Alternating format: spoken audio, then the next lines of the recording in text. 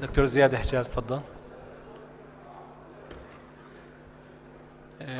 دكتور علي الحلبي، دكتور خالد السلايمة، دكتور عون المدني، دكتور عماد خريسات،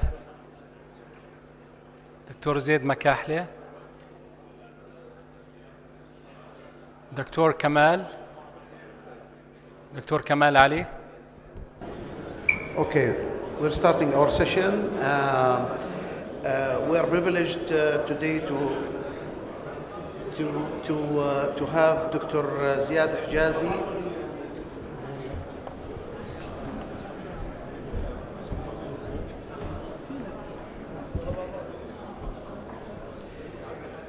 We are privileged to have Dr. Ziyad Hijazi, who is a well-known worldwide interventional pediatric cardiologist. He is now in Qatar, in Sidra Hospital, and he'll be talking about transcatheter repair of Sinus Venosus ASD. Thank you, Dr. Ali. First, good afternoon, everyone.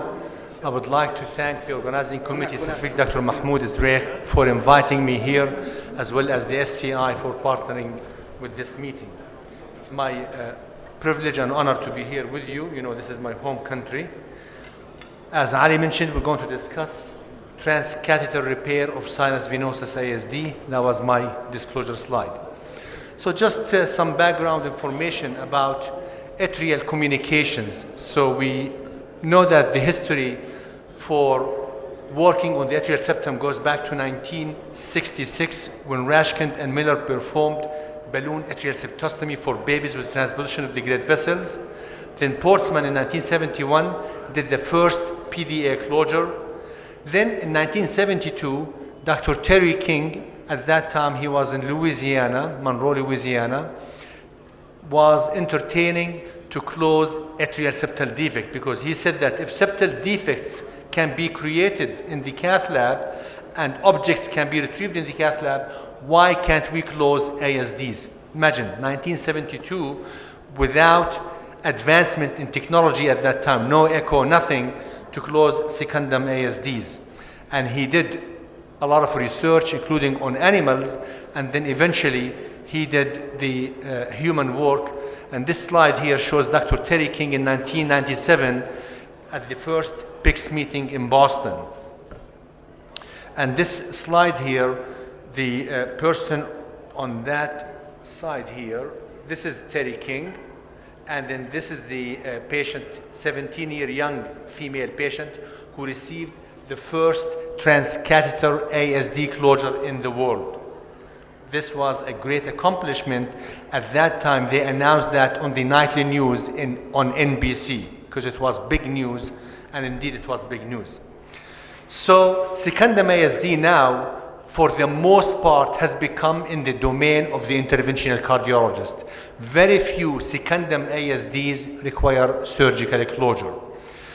Then we moved from the secundum type to other types of ASD. And the second most common type of ASD, of atrial septal communication, is the sinus venosus ASD, which is in the area near the superior vena cava. If you can see the diagram there, the sinus venosus ASD is that one right there near the SVC and the entrance to the pulmonary veins.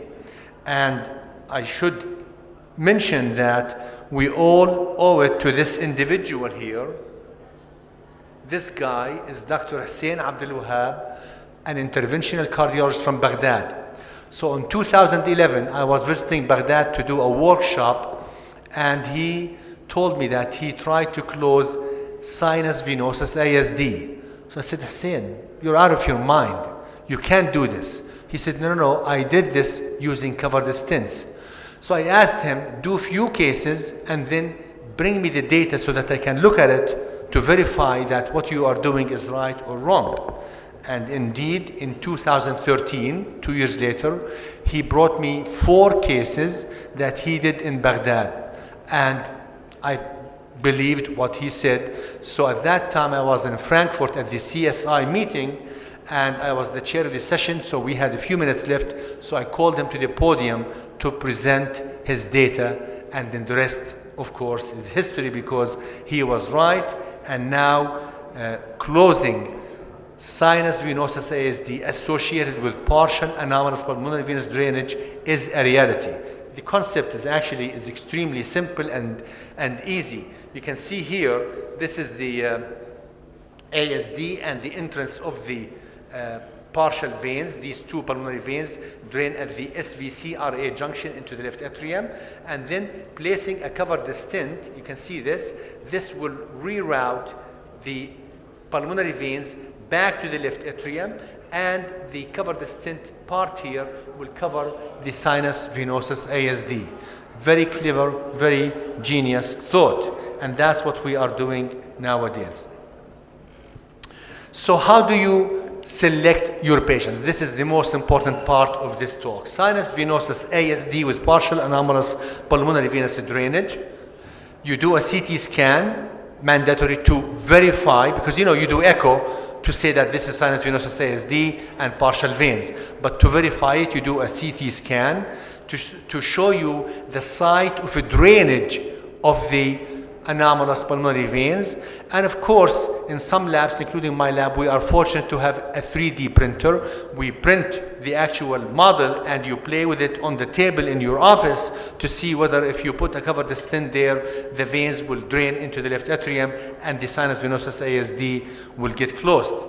If only one vein anomalous at the SVC-RA junction, then you offer the patient a cardiac cath. If there is an additional anomalous pulmonary vein higher up in the SVC, it's not the end of the world. You need to determine how much blood flow that vein is responsible for. And of course, the best test and the only test that you need to do is a cardiac MRI, and they can tell you exactly what percentage of the cardiac output this vein is responsible for. If it's less than 10% from the entire cardiac output, I believe it's okay to sacrifice it and leave it coming to the SVC. There is no need to do surgery to reroute it to the left atrium because it's only 10% of the cardiac output. Then we can take them to the Cath Lab. You do balloon occlusion of the SVC with a non-compliant balloon. While you're doing this, you have a catheter in the anomalous vein to measure the pressure, to make sure that the pressure does not shoot up high, and to inject contrast in that vein to see if the dye will go back now to the left atrium. If those conditions met, then we are in good shape to go and proceed with the closure with the covered stent. So this is the CT scan, show you the anomalous vein at the SVC-RA junction. We do certain measurements so that we can determine how long of a covered stent you need to use to go and use it in the patient. And then we do, as I mentioned, the 3D. Either you do it just in the by CT scan and you look at it, or preferably you can do the model, the 3D print here in your office. You can see it there, and in this case I put a bare metal stent, not covered stent, and you can put a probe to see if the veins will drain back to the left atrium or not.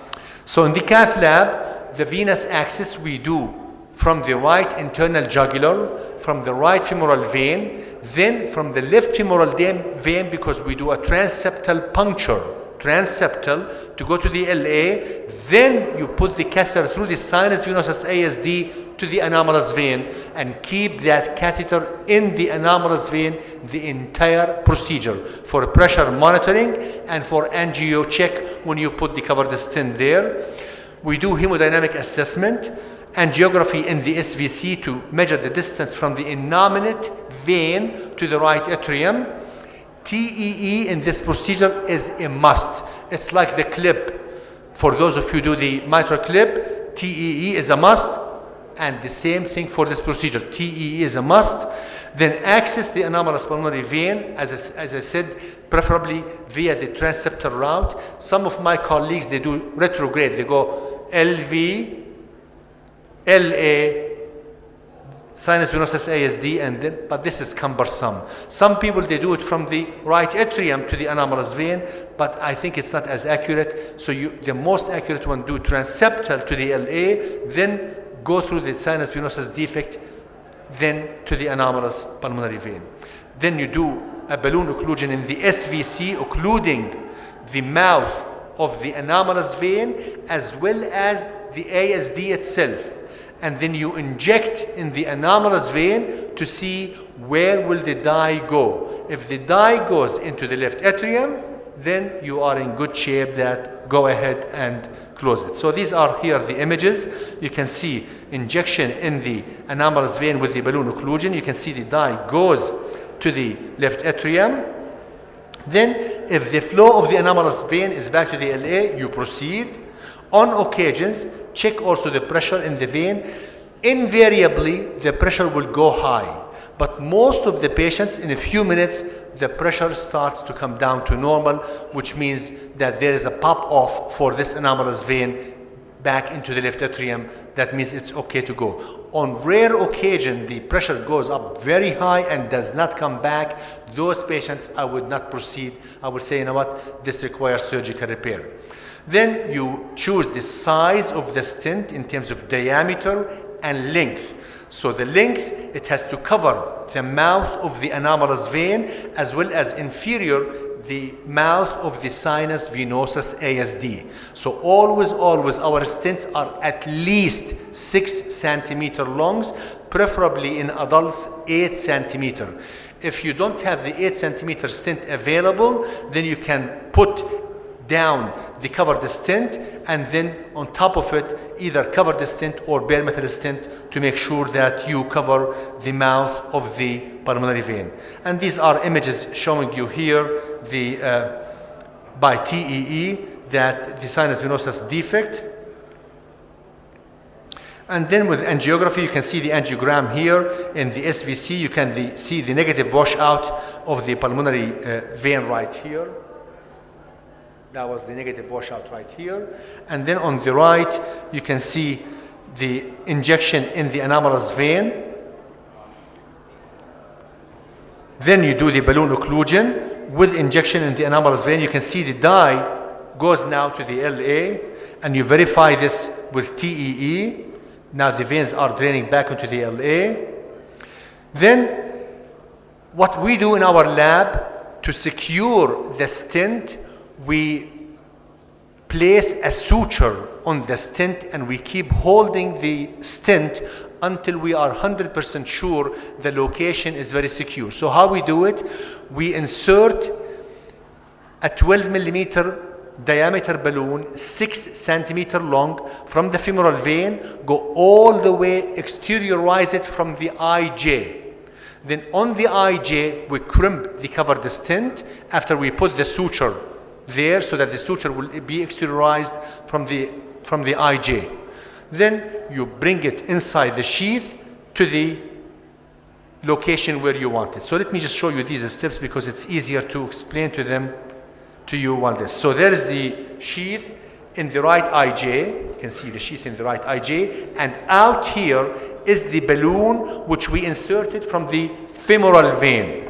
You see the balloon there, and that's where we need to crimp the covered stent after we put 100 centimeter suture in one of the strut.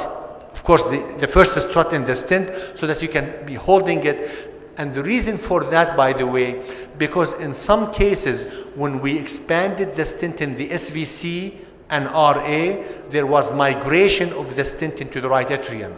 If you have migration, game is over, surgery. To prevent that from happening, we hold the stent with a suture from the neck, and we will not let go until we are fully opposing the stent against the SVC and against the atrial septum to close the sinus venosus ASD.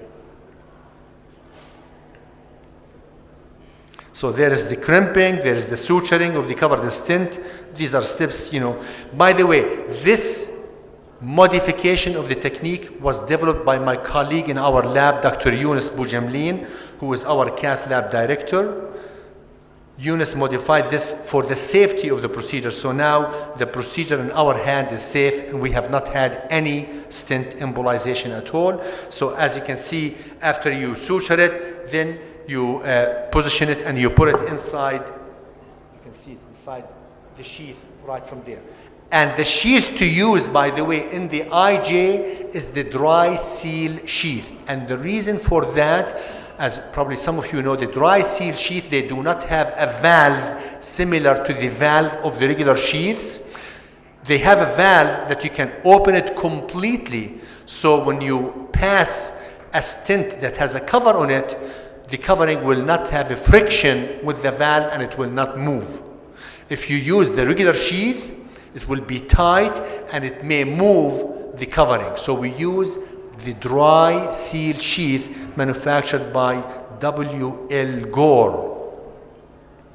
And there you go, so it passes, and you can see the suture is coming out of here so that we keep holding it all the way. The blue line here is the suture.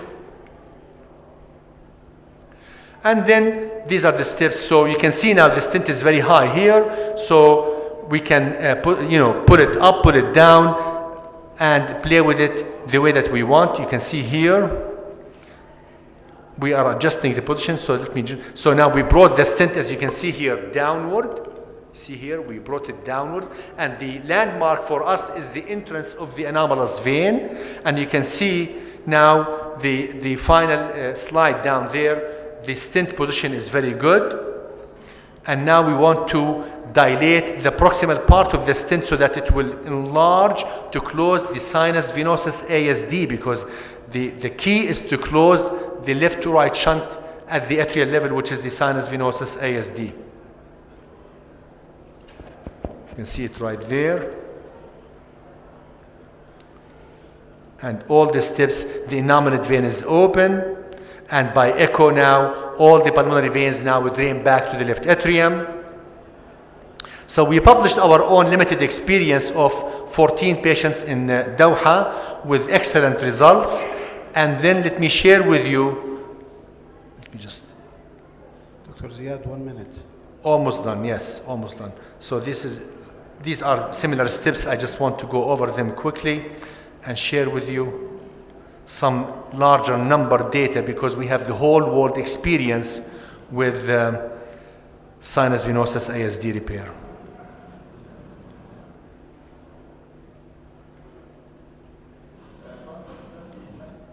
So it's just slow flipping the slides, unfortunately.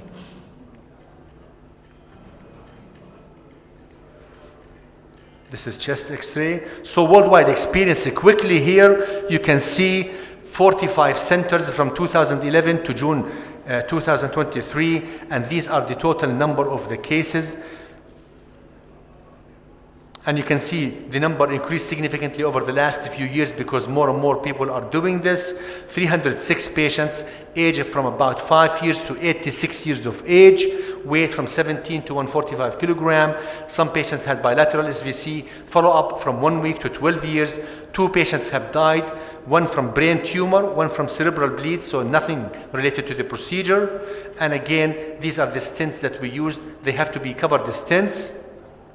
And complications are there, but they are not life-threatening complications, and nobody required pacemakers. So really more than 300 successful cases, and we are collecting more and more cases so that this procedure will become the main therapeutic modality for patients with sinus venosus ASD and partial anomalous wear. And I just want to acknowledge Eric Rosenthal from London, who has collected all the world-wide experience. And thank you for your attention.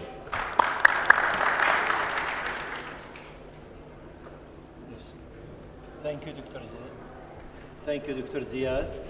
We keep the questions for the end of the session. May I invite Dr. Abdel Fattah. Dr. Abdel Fattah is a senior. Yes. May I invite Dr. Abdel Fattah. Dr. Abdel Fattah is a senior interventional pediatric cardiologist. He will talk to us about the transcatheter closure of right coronary artery to the right ventricle. Yes, Dr. Abdel Fattah. Mr. Chairman, Mr. Co-Chairman, my dear colleagues, in fact, I'm delighted to present a case on the coronary in the session of mainly opening up the coronaries. So I'm going to close the coronary this time. And this is a transcatheter closure of right coronary fistula to the right ventricle. I have no disclosure, and the first description for congenital fistula of the coronary arteries was published by Cruz in 1865. And coronary artery fistula is one of uncommon congenital anomaly. It accounts for about 0.01% of all coronary anomalies. Although most of the patients are asymptomatic, but some may be presented with congestive heart failure due to large shunt, infective endocarditis, myocardial ischemia, and very rarely they develop rupture and after aneurysm. And more than 90% of these fistula connect to the right ventricle or right cardiac chamber, and less than 10% connect to the left system.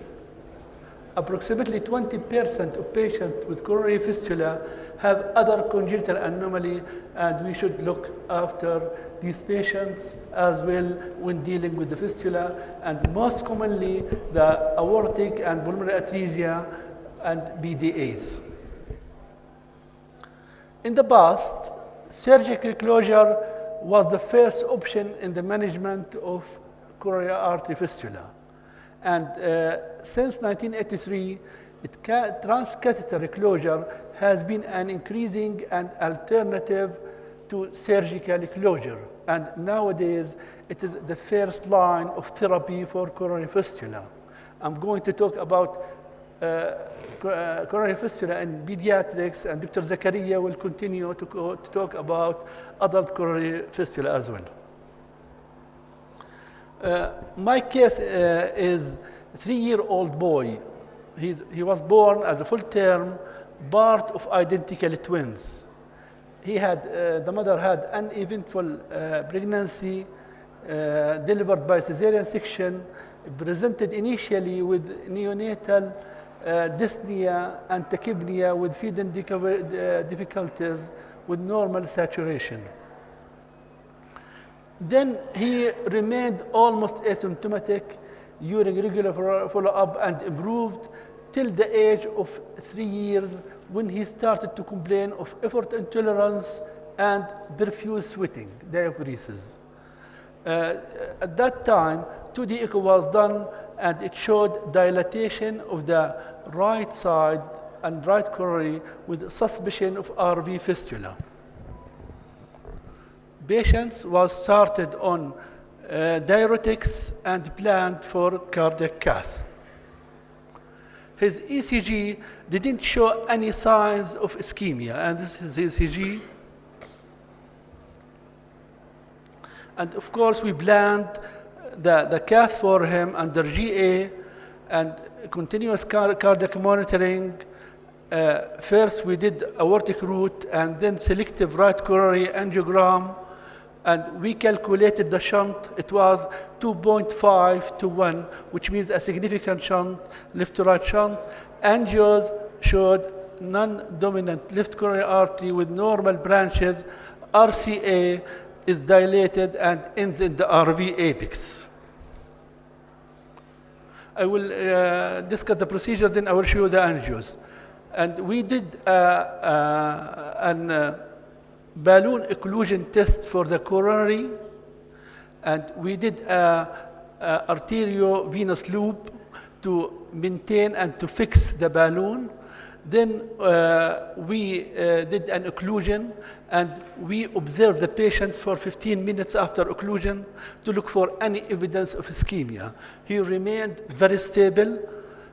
Vital signs, everything was recording during the procedure, and he had heparin infusion as well. No ECG changes, and then we deploy a plug, ambulatory plug device, 10 millimeter. This is the aortic root angio, as you see here, showing a big coronary artery, and the selective one here, opening up in the apex of the RV. This is the arteriovenous loop, and this is the occlusion test here. We did it. And if you see here, there are some branches coming up from the fistulas. And in fact, this fistula was a native right coronary artery. Then we deploy an ambulatory plug type 2, and we measured the diameter of the fistula. It was 6 millimeter, so we used a 10 millimeter ambulatory plug. And this is the plug after opening fully in the distal part of the right coronary artery. And this is a test, and you see more obvious branches of the RCA. And this after releasing the device. The patient remained in the CCU for a couple of days. He didn't develop any signs of ischemia. He didn't have any enzyme leak. Then we sent him home on warfarin and aspirin. And this is the ambulatory plug type 2 we are using. It has a multi-layered mesh designed to increase density and flow disturbances. It has 6 plans, and usually we select the device 30 to 50% larger than the diameter of the targeted vessels. And in conclusion, transcatheter closure of coronary fistula in children is safe and an alternative to surgical closure. In our case, in fact, the right coronary artery itself is a fistula opening into the right ventricle, and we had hopefully, and we are watching him. He didn't develop any problem from the shunt, and the size and the caliber of the coronary has decreased. Thank you very much. Thank you very much, Dr. Al-Fattah. Go ahead. Next. Thank you very much. Thank you, Ziyad. It's always my pleasure to meet you all. So the talk will be an update on transcatheter management of adult coarctation. So I have no disclosures. I will give a brief introduction, and then we'll go to the management of coarctation in adults. Transcatheter management, we'll focus on those things with a few highlighted cases, and just a word on long-term post-procedural consideration in these patients. So as you all know, coarctation is narrowing at the aortic isthmus. It comes with different shapes sometimes, different anatomical variants, sometimes associated with the hypoplasia of the arch, sometimes, most cases will have bicuspid aortic arch, aortic valve, etc. It will result in systemic hypertension in the upper extremities and heart failure, pulmonary edema, and eventually pulmonary hypertension. So the mainstay of diagnosis is echocardiography, although it does not define the exact anatomy, but it's very important to detect coarctation by echo using the arch view from the suprasternal notch. You can see the arch, you can see the hypoplasia of the distal arch if it's there, and also you can Doppler the gradient across the arch. Usually it comes with a diastolic runoff like this one with a very high velocity. However, modalities for the diagnosis are vast. We have the CMR. It can diagnose aortic coarctation easily, like this one. CT scan is very, very helpful in those patients. There is significant coarctation in this patient. And also three-dimensional imaging can show also complex arch anatomy in some cases. Now, why do we have to treat coarctation? Because it's really a fatal disease. In natural history studies, it's 50% mortality before the age of 30 and almost 90% mortality before the age of 50. So it's really a fatal disease if not diagnosed and treated. And the mortality happens because of cardiac issues, either congestive heart failure or aortic rupture, bacterial endocarditis, sometimes intracranial hemorrhage, etc. So it's really a fatal and important disease to diagnose and treat. 2 years ago, we had this young adult, 28 years old, coming into the emergency room, never had any issues. He came in with chest pain, and a chest X-ray showed widened mediastinum. So they rushed him to the CT scanner in the emergency room, and they found aortic dissection. So you'll find dilated aortic root and dissection with a false lumen. So they rushed him to the OR. There's also pericardial effusion. And in the OR, they called me because when they accessed the femoral artery, the pressure was much lower than his radial artery. So I went back to the CT scan images, and here it is. There is dissection, significant dissection in this ascending aorta, but there is severe coarctation. Unfortunately, the patient did not make it out of the OR. He died intraoperatively. So it's very important to detect patients before they come in with this significant risk of aortic rupture. So in 1944, there was the first report of end-to-end anastomosis. Surgical patch angioplasty then happened later with subclavian flap, etc. Balloon dilatation in the 80s, and then stent placement in the 90s. And in the past 30 years, it has been probably the preferred choice of management for adult patients and older children with coarctation of aorta, with significant advancement of the treatment. This is just a brief image of how a surgeon would handle coarctation, but we usually don't send older children anymore to the surgeon unless there is complex arch anatomy. There's a lot of complications with surgical interventions. Balloon dilatation in the 80s and almost largely abandoned now in older patients because stenting is proved to be more safe than balloon dilatation alone. We have bare metal stenting that we can place in the aorta, and you can see the difference between pre and post stenting. This is a very nice result of a bare metal stent, but also we have covered stents. Probably the only stent that is approved for coarctation use is the Cheatham Platinum stent, CP stent, but we have a lot of other stents that we can use, have been used for coarctation treatment off-label from the like Andromed. We have the Bentley stent, which is gaining a lot of publicity now. We had Vanta stent, etc. So a few years back, I had a 33-year-old who was referred to me because she had a preterm labor, and the baby, who is a preterm, was diagnosed with coarctation of aorta. So the adult cardiologist, my colleague, said, well, let's check the mother because she has hypertension. And indeed, she has 70 millimeter of gradient across her upper and lower extremities, and she had severe coarctation with depressed ventricular function. But she survived 3 pregnancies and 3 deliveries, which was remarkable. So this is her CT scan with a 3-dimensional imaging. It was totally occluded. So there is complete atresia of the aortic isthmus with no communication, and this is the angiogram from the descending aorta. There was no backfilling into the aortic arch, and all what we see going up are collaterals. So what do we do? So we access the right radial. We put a pigtail catheter. This is simultaneous injection from above and below, and we put a transatrial needle to puncture the atretic area. So we punctured that, we snared the wire, externalized the wire from the right subclavian artery, so we made a rail, and then we placed a stiff wire, put a covered stent, balloon dilated the covered stent. So this is the inflation of the covered stent. This was an Advanta V12. At the time, it was also popular to use Advanta V12 stent, 16 millimeter in diameter. And this is the final results. So with an injection, the results looks very good. Obviously, there is post-stenotic dilatations. You don't go after that because this is not a normal vessel. So the stent diameter here is enough. And follow-up showed no significant improvement of her hypertension and left ventricular function. And we did a CT angiogram 10 months later that showed good results.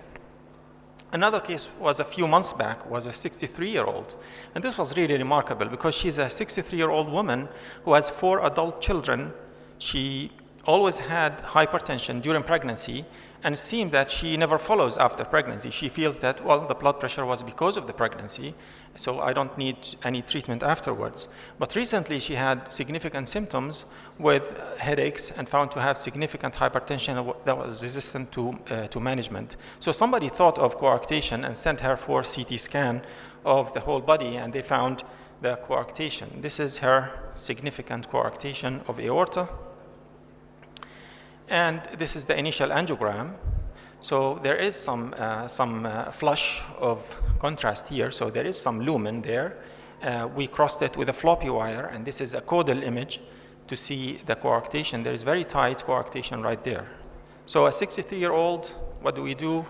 I don't think there is a significant contraindication to intervene, but I think it's indicated to intervene, particularly with this high blood pressure. So again, we crossed with a stiff wire, and we placed a covered Bentley stent, a 16 millimeter Bentley stent. This is the inflation, and this is the final results. Another more challenging young man with coarctation of aorta that was found also because of hypertension. This one has a different morphology. It was like a right angle, a fold of the aortic isthmus, and this is a caudal image, a steep caudal image to show the lesion, and this is the angiogram. So again, we crossed with a floppy wire, and then with a long sheath. We placed also a covered stent. We expected some residual because of the kink that we anticipated in this stent. So this is the final result. There is some kink of the stent that will probably require another balloon dilatation at some point. So how effective is stent therapy for adult coarctation? It's very effective, as effective as surgery, if not better. Much less problems and complications. Almost all patients will have better blood pressure control, but many patients, almost 50%, will remain hypertensive after you treat the coarctation because it's in adults. And almost 80% of them will have abnormal hypertensive response to exercise. So even though if they are normotensive at rest, they will get hypertensive during exercise. So it's important to have that in mind. Reintervention rate is 10 to 20%, depending on many other factors, anatomical and non-anatomical factors. So the complications of stent placement has improved over the past couple of decades. Before 2002 and after 2002, there is significant improvement, and we still have more improvement, particularly with the stent technology and with the technique and experience. This is a sad case published in the literature in 2003 with aortic rupture, acute aortic rupture. Iyad, less than 1 minute, your time. So this patient had died with acute rupture during stent implantation, and it was reported in the literature. We have some technical complications with vascular wall injury and some vessel injury, etc. Stent migration is another known complication. So what do we do for follow-up after we do this? Clinical follow-up of blood pressure is mandatory. ECG and echocardiography probably once a year or once every 2 years is a must. Imaging with CT and MR, if the patient has no symptoms, you have to do it every 3 to 5 years just to make sure there is no complication.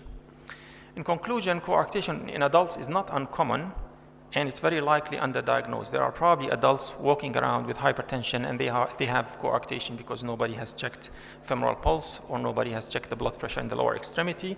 Any adult, particularly young patients, must be worked up for coarctation, at least a lower extremity blood pressure once in a lifetime, or just check the femoral pulse. Percutaneous management with stenting is feasible in almost all patients except with severe anatomical variants. Improvement with stent technology and cumulative learning curve has improved the outcome, and coarctation is not a curable disease. You have to follow those patients lifelong because after you treat the coarctation. Thank you. Thank you. Did we fix Dr. Zakaria's slides? Are we ready? Okay. Okay, so now Dr. Zakaria Alqaq will be talking about RCA to RV coronary fistula. بس احكي هذا. Good afternoon. My case is a 52-year-old female patient.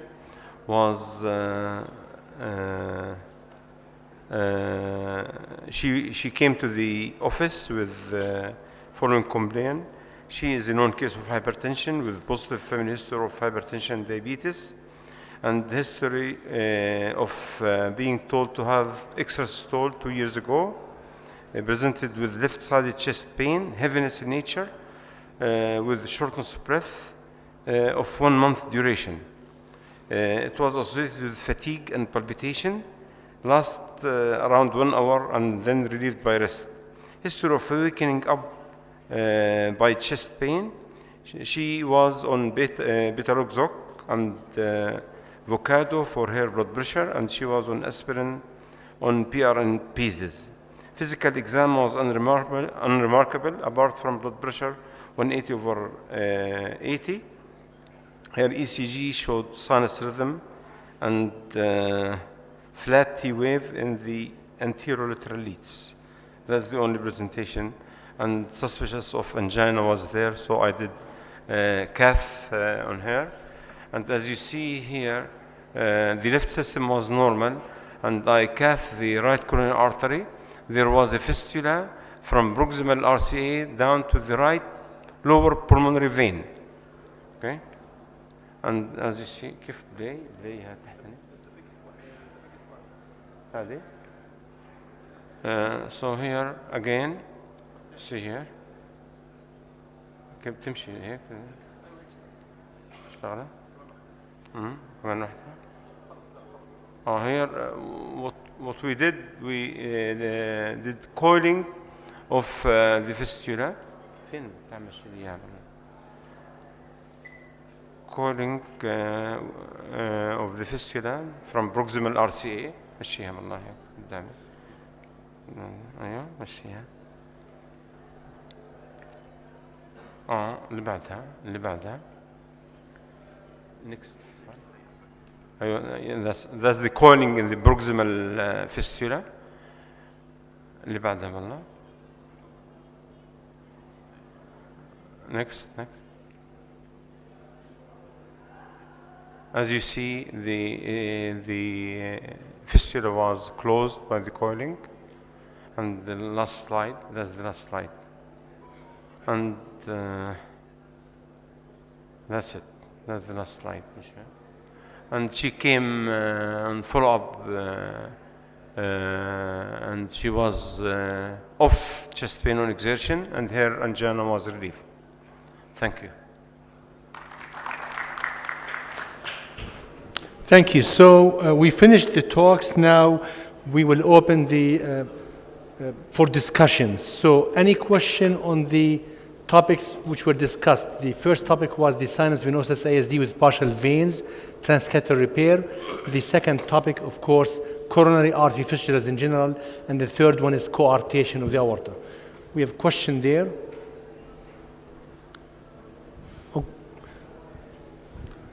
Okay. Hijazi, are you using the stitch? Is that sparing you a second anchoring stent when you deploy the covered stent in the sinus venosus? And when you cannot do a percutaneous closure, what size of a venous of a fistula that you said I cannot do it, even though the right upper pulmonary vein is fine?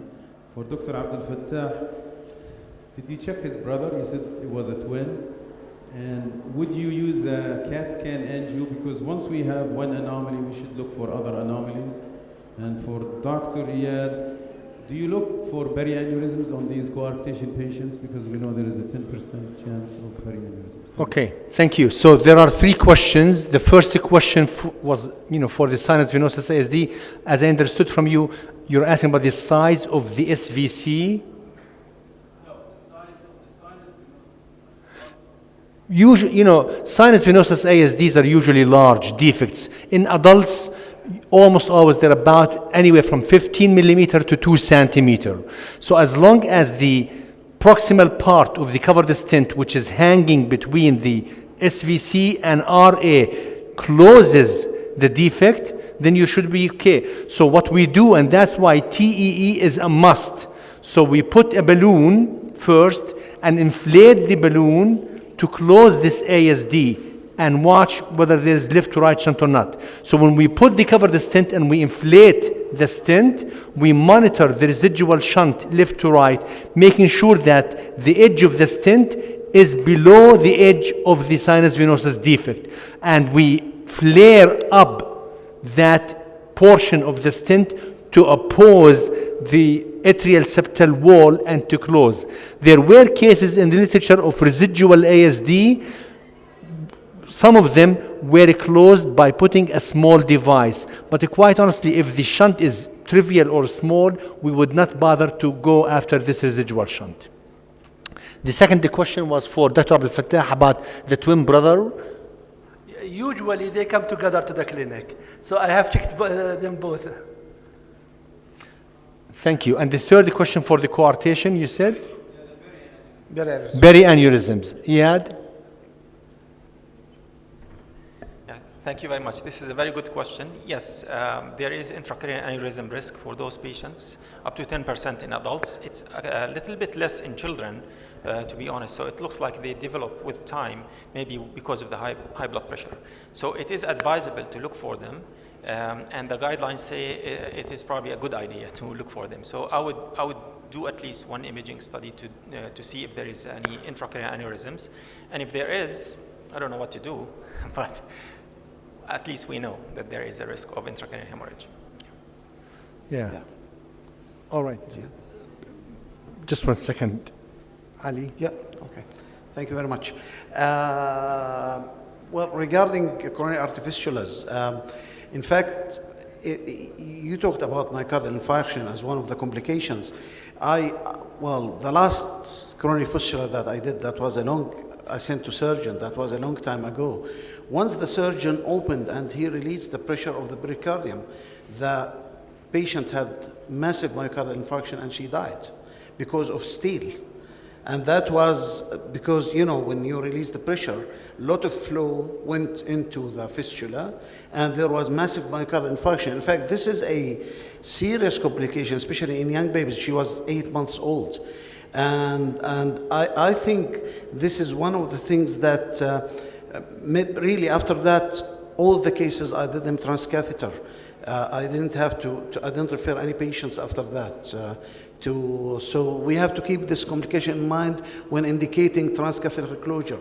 I think coronary artery fistula should be treated transcatheterly unless we cannot treat it transcatheterly. I don't know what Dr. Ziyad thinks about that. No, I mean, you know, certainly most fistulas are amenable for transcatheter closure, obviously depending on the size and the location.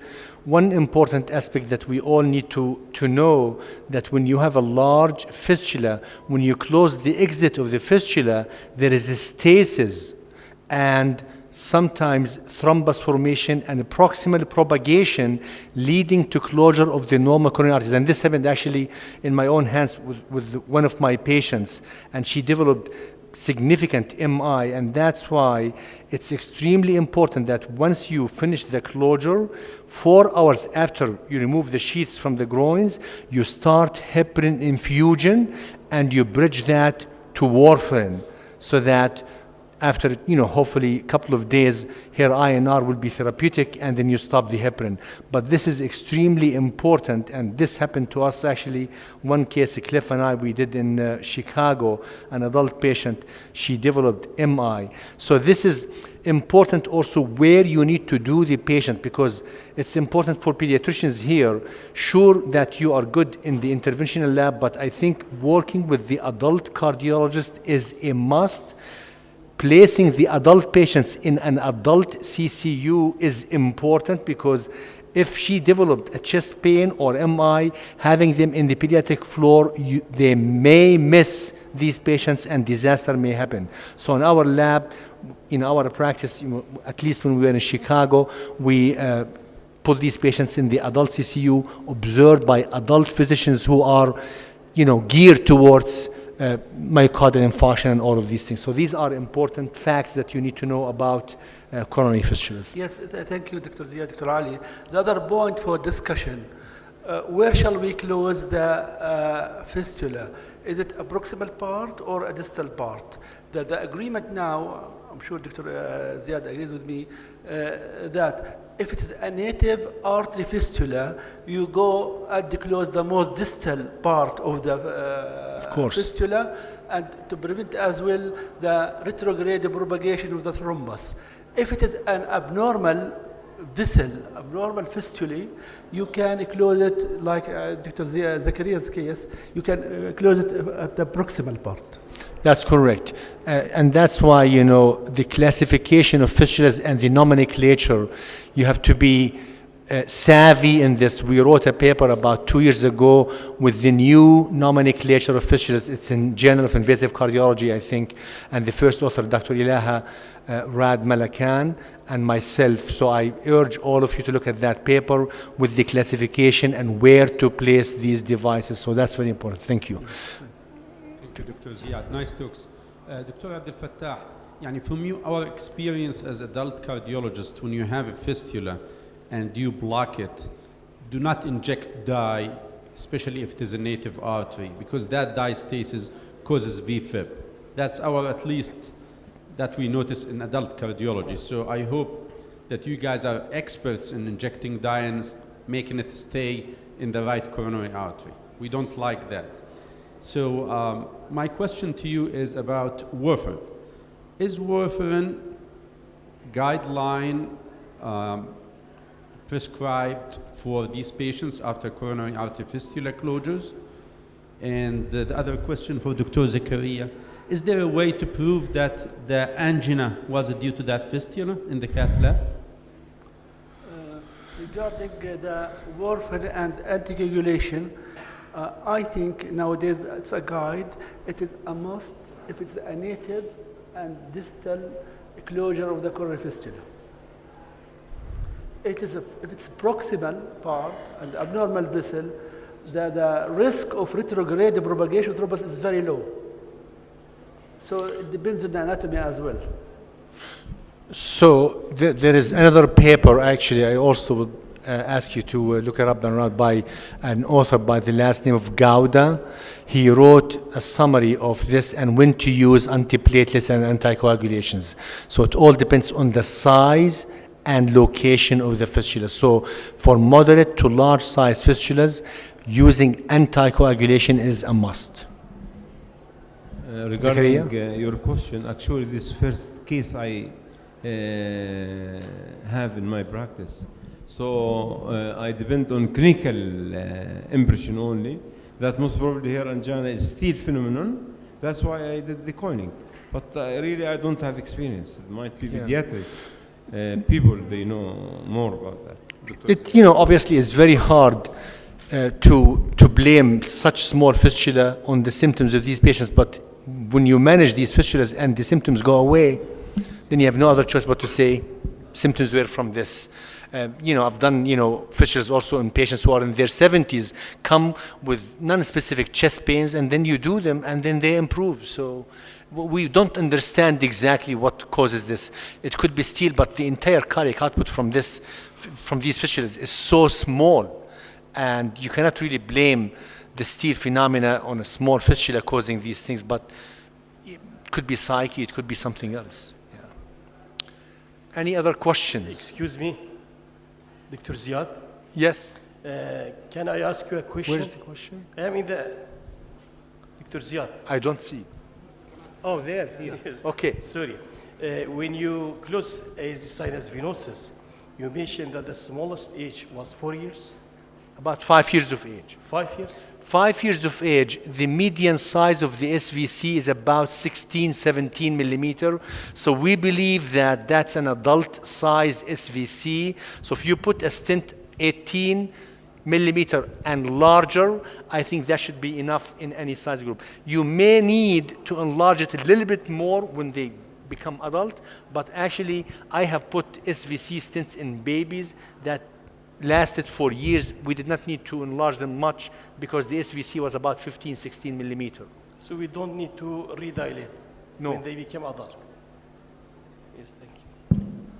So, Cliff, your microphone is not working, Cliff. Now.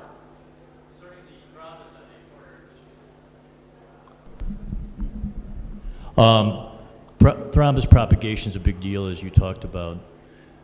Do you see a difference between occluding a fistula from the proximal end or the distal end as far as the risk of thrombus propagation? And do you see, is it worth occluding that fistula as far down the fistula as possible to limit that proximal propagation? Abdel Fattah, do you want to try and then I can? So definitely, you know, so when we try to close a fistula, what do we look for? We look for the last myocardial viable branch. Obviously, you don't want to close the fistula proximal to that because otherwise you will lose that branch. Now, if the branch is tiny and small, you may sacrifice it, but if it's an important branch, you don't want to close that. So we try to close distal to that.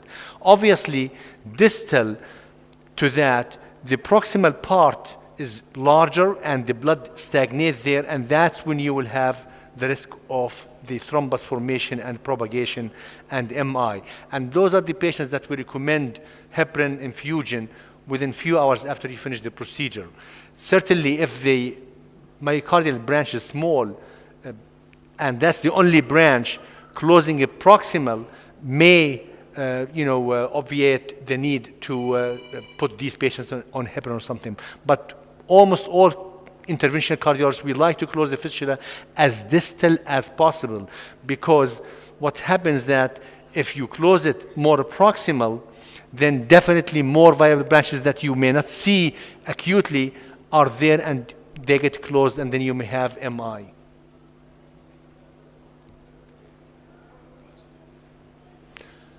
Other questions? I have a question for Dr. Iyad, in fact. What is the strategy for treating patients in adult with coarctation and calcification around the area? Well, the older the patient, the higher risk for complications doing interventions. So I haven't seen a patient with calcification around the aortic isthmus, but I would probably use a covered stent always if the patient is above 40 years of age or something like that, because of this higher risk of aortic wall complications with patients with coarctation. If there is significant calcification and narrowing and atherosclerotic changes, I don't know. Maybe you will have to ask some surgical colleagues to see if they have a better option. So coarctation of the aorta in adult, as a matter of fact, in the US, as you all know, litigious society, the number of lawsuits against physicians dealing with adult congenital heart disease, the largest number against physicians treating coarctation of the aorta. The aortic wall is abnormal, there's cystic medial necrosis, so there is narrowing. You would think it's like coronary artery, go and put a stent. Dissection invariably may happen, and that's why if you take an adult patient to your cath lab to put a stent in that patient, your lab has to be prepared to deal with these patients using covered stents or stent graft. If you do take these patients and you try to do intervention and you cannot bail them out, you are liable. And that's why I advise you not to do these procedures in a lab that is not equipped to bail these patients out, i.e. by the presence of covered stents. You don't have to have the covered stents in your own lab, but at least in the hospital, i.e. vascular or radiology. And those are the places.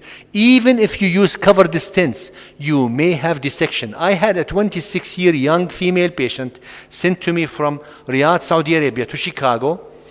I used a covered stent, opened it up nicely, big dissection.